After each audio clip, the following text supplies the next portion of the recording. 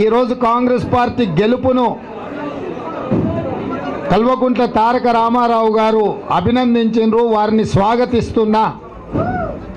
ప్రజలిచ్చిన తీర్పుకు తల వంచి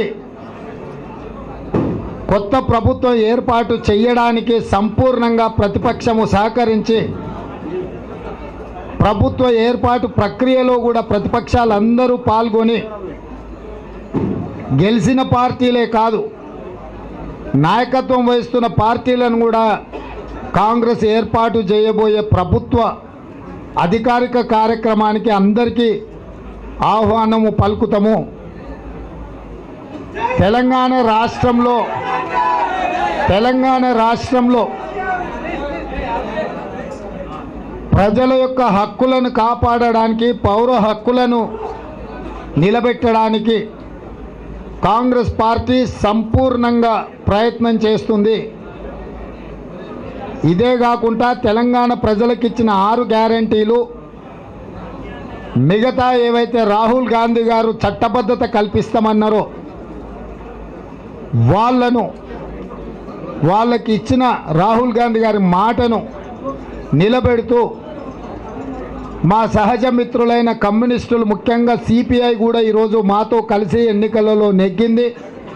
ఎన్నికల్లో కలిసి పోటీ చేయకపోయినా సిపిఎం పార్టీని కూడా పరిగణలోకి తీసుకుంటాం.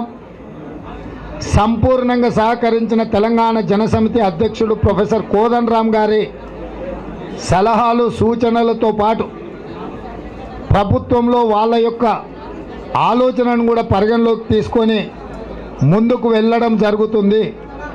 ఏది ఏమైనా బీఆర్ఎస్ పార్టీకి నా సూచన, ప్రజలు ఒక విస్పష్టమైన తీర్పు ఇచ్చిండ్రు. ప్రజాస్వామికబద్ధంగా పాలకపక్షం ఎవరు, ప్రతిపక్షం ఎవరు, ప్రతిపక్షంలో కూడా మిగతా పార్టీల యొక్క పాత్రను ప్రజలు నిర్ణయించిండ్రు.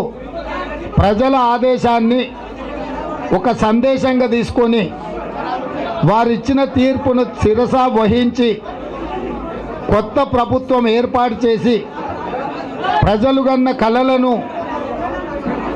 అమలు చేయడానికి వాళ్ళ వైపు నుంచి అన్ని రకాల సహకారం ఉండాల్సిందిగా కాంగ్రెస్ పార్టీ ఆశిస్తుంది.